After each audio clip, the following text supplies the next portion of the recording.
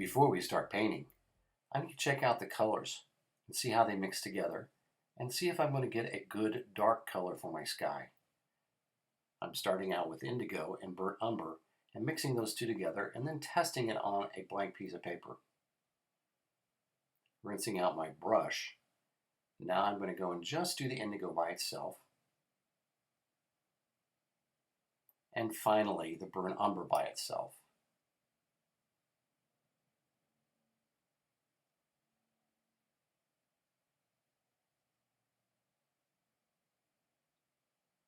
Now taking the indigo and the burnt umber, I'm going to test a mixture. So starting out with the burnt umber, putting that down on the paper, and then going for my indigo, putting that down on the paper. And now let's mix those together and see how that works. And it's going to make a nice dark value for my sky. Now I'm going to take my brush with water in it. I'm just going to check to see how I can lighten that value, what it looks like when it's lighter.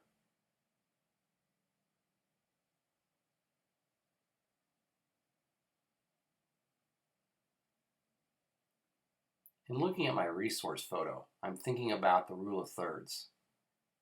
If you notice, top 2/3 of my painting are going to be the sky, and the bottom third is going to be the ground. When painting a landscape where you're trying to emphasize the sky, putting it down so the sky is 2/3 of the paper is probably the best. Now I'm taking a mixture of my indigo and burnt umber, and I'm adding a lot of water to it, and I just want to cover my paper, the sky area in my paper, so it kind of primes the paper. Since we're working wet into wet, it's going to be important for the paper to have soaked up some of the water so the paint can sit on top and we can allow that to create the granulation with the paint. What I've done is I'm not adding more paint, I'm simply adding more water.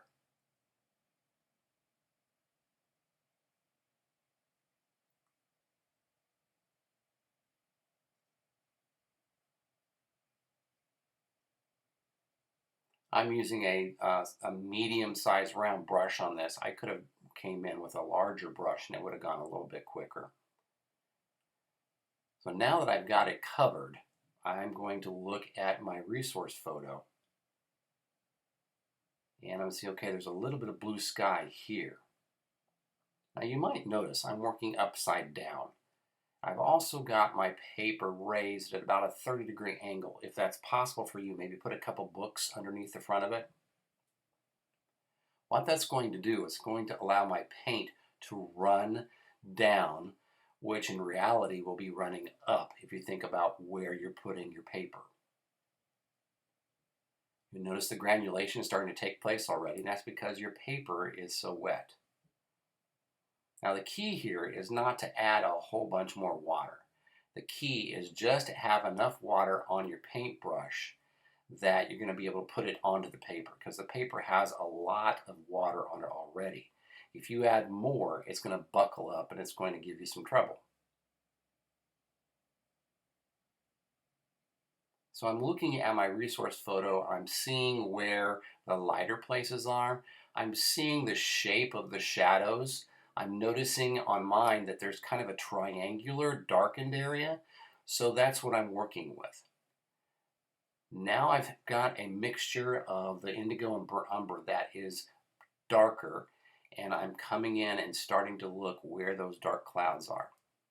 Now I will tell you, indigo does look dark. However, when it dries, it's going to dry a little bit lighter than this. So don't get too upset if you get that on there and it seems to be too dark. So I'm looking at the shapes of the clouds, kind of working with my brush and putting it in here and there. Now I'm also adding Payne's Gray. You do not have to add Payne's Gray. It was a color that you didn't have on your list. But I'd like to use the Payne's Gray because it adds an almost black color to the painting. Now I'm turning it over and allowing it to drip down just a little bit more. And you can see how that has created a nice cloud sky. This is a technique I want you to try. What I've done is I'm taking my 1/2 inch flat brush and I'm lifting up where I want to emphasize the lighter parts of the cloud, where the sun might be shining through, where the light sky might be coming through. I'm just rolling it as I'm going to lift. Now you may have to do this a couple times, especially if your paper is nice and wet and the paint is running. But mine seems to be under control. I don't seem to have very many places where it's running down. I decided I wanted to make the top a little bit darker, so I'm just adding some water and I'm rinsing it back and forth and creating a nice wash at the top. But I have several more places where I'm going to add that lighter area. Now notice I'm rolling it and then I rinse out my brush and dry it off and roll it again. Just like we lifted on our trees last week, it's the same technique. Only this one you can go a little bit farther, I believe. Once again, look at your resource photo to get some ideas about where are you going to lift up that color to create the fluffiness, the whiteness of those clouds.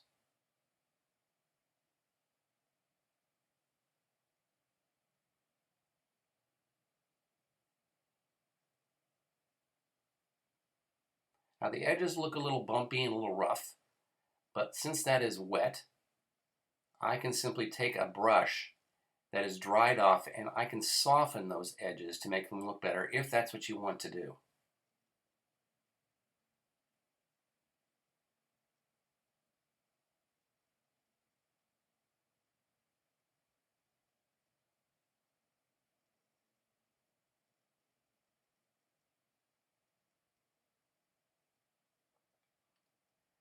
The key thing about doing stormy skies like this is you have to work quickly, almost work before your brain starts thinking about what you're doing.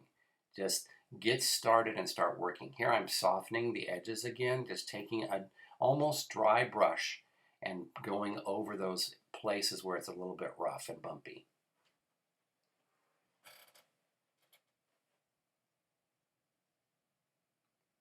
Now I'm creating some rain. This is a technique I'd like for you to try. This is a dry brush technique. There's a lot of wet paint in that darkened area right at the bottom of the sky. And so I'm just dragging my brush over it very carefully and dry brushing it. I did this a couple times. I was disappointed the first time when I went through because I felt it looked like stripes in the sky. So I dried my brush off again and did it again.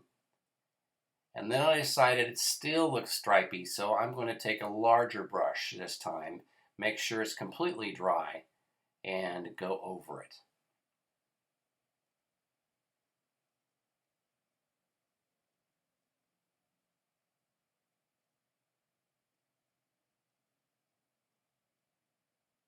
Here's the larger brush. Just taking that brush, and if you don't have a large brush like this, then the largest brush that you have, but just make sure it is bone dry, that there is no water on it at all. And that's going to cause the rain to soften a little bit. Now I'm working on the bottom area, the field, and in the house. Obviously, everybody's foreground is going to look a little bit different, but work wet into wet again. And remember that you want to show a little detail, but the sky is the star of the show in this painting. I wanted to make sure that the grass and vegetation looked like it was blowing back and forth. So I tried to move my brush in different directions as I was putting on the paint. I'm using my flat again, trying to go different directions as I'm going. I'm also using a lot of my burnt umber because I really want the color that's in the sky and the color that's in the ground to kind of work together and unify. I'm also looking at the direction that I painted the grass and the vegetation going back. I wanted to create some distance. So in order to do that, I went diagonal. Anytime that you can use some diagonals in a painting, it adds more interest.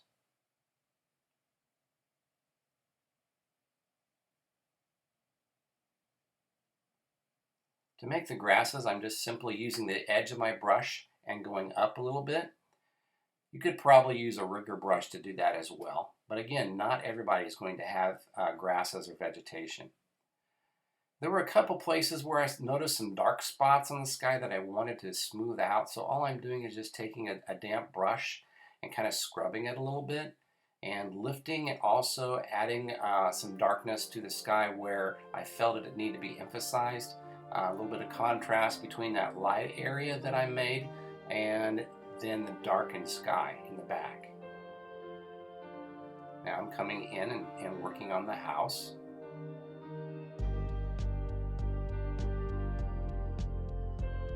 And I want to be careful because the house is not the star of the show. The house is not my center of interest. The sky is my center of interest. That dark cloud that kind of puffs up there over on the 1/3, that's what I want people to look at, as well as the rain coming down.